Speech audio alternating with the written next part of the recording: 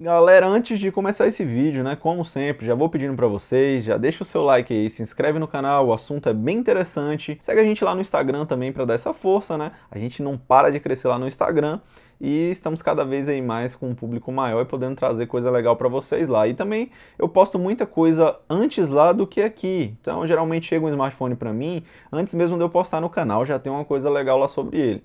Então, entra lá e segue a gente, beleza? Então, partiu pro vídeo.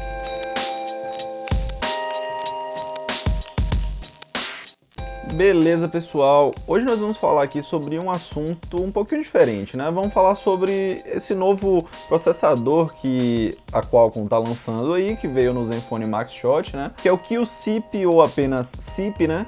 Que significa pacote de sistema integrado, né? E para a gente falar sobre isso, explicar um pouquinho mais sobre isso, a gente tem que entender que ele não é exatamente um processador, né? Ele é um pacote de várias coisas que deveriam ir na placa-mãe, mas que vão vir em apenas um chipzinho. Geralmente a forma tradicional de você produzir um smartphone, né, implica em você soldar todas as pecinhas na placa-mãe, né, desse smartphone.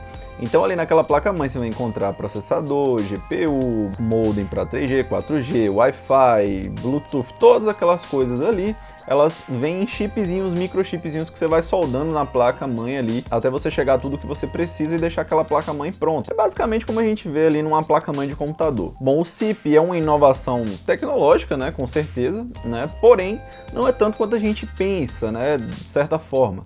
Bom, ali não tem nada de mirabolante, né? Não tem nada de um novo processador diferentão, não é nada disso.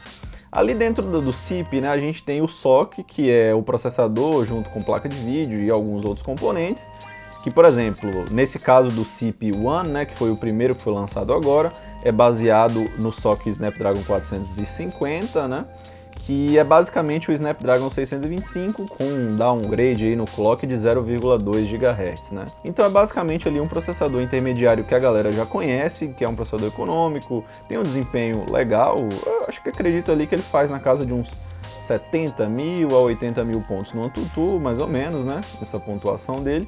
E junto no CIP, né, a gente tem tudo aquilo que a gente precisava soldar, aliás, quase tudo que a gente precisava soldar na placa-mãe. Então junto ali vai vir o modem de 3G, 4G, você tem Bluetooth, você tem todos aqueles outros componentes, né, em um pacotezinho bem pequenininho, que é só esse chip. Então o que isso traz de benefício, galera? Isso traz de benefício para a indústria muita coisa. Em primeiro lugar, que você reduz em muito, né, o espaço que você precisa na placa-mãe. Né? Dessa forma você pode realocar componentes que precisam ainda ficar lá na placa-mãe soldados, né? Você pode realocar eles para espaços muito mais convenientes do que antes, porque antes você tinha que ficar brigando, né, de espaço em um componente com o outro para que tudo se encaixasse perfeitamente. Quando você coloca quase tudo ali dentro do CIP, fica muito mais espaço vago na placa-mãe para que você possa trabalhar melhor no seu design, né? Onde você pode colocar mais câmera, né, onde você pode reajustar ali onde vai ficar o alto-falante para ligações e tal, né? Tudo fica mais fácil quando você coloca tudo em um pacotinho desse, como no CIP. Outro benefício, né, além do espaço, é que ele vem todo integrado direto lá da Qualcomm. Então, todo o sistema de controle de qualidade e produção vem direto de lá. Não precisa ser feito pela fabricante do smartphone. Então, muito mais garantia de que tudo vai rodar fluido e que vai ter mais durabilidade. Além do mais, como todos os componentes estão todos bem próximos, né? Acredito eu que isso gera também uma ligeira economia de energia. Nada muito expressivo, mas você também tem isso. Mas para mim mesmo, o principal é que sai tudo de lá da Qualcomm prontinho e você só espeta na placa-mãe e começa a funcionar. Bom, mas isso aí tá só no começo, galera. Então, ainda pode surgir muita coisa melhor no futuro. Pode ser que no futuro ele traga ainda mais componentes na sua parte interna, né? E que acabe facilitando muito a produção dos smartphones.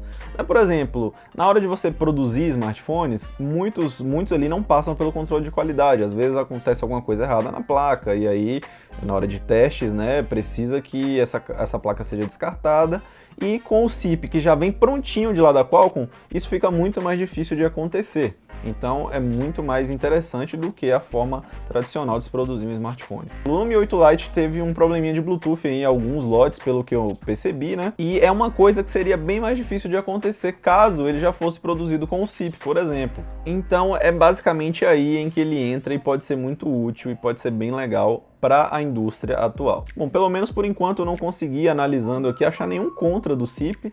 Na verdade, ele tem muitos pontos positivos mesmo, mas nesse primeiro aí, ele não trouxe nada de inovador em questão de desempenho, tá? Como eu falei, é baseado num SoC Snap 450, então ali a gente tem um desempenho básico, né? Um intermediário meio que de entrada hoje, porque se você pega um Premium, né, ele já vem com pelo menos um Snap 660. Bom, galera, então era isso. Espero que vocês possam ter entendido um pouquinho melhor, né, o que é o SiP, o que isso traz de melhor para a indústria atual, né? E se você gostou do vídeo, se inscreve aí no canal, deixa o seu like, né? Fiquem com Deus, valeu e até o próximo vídeo.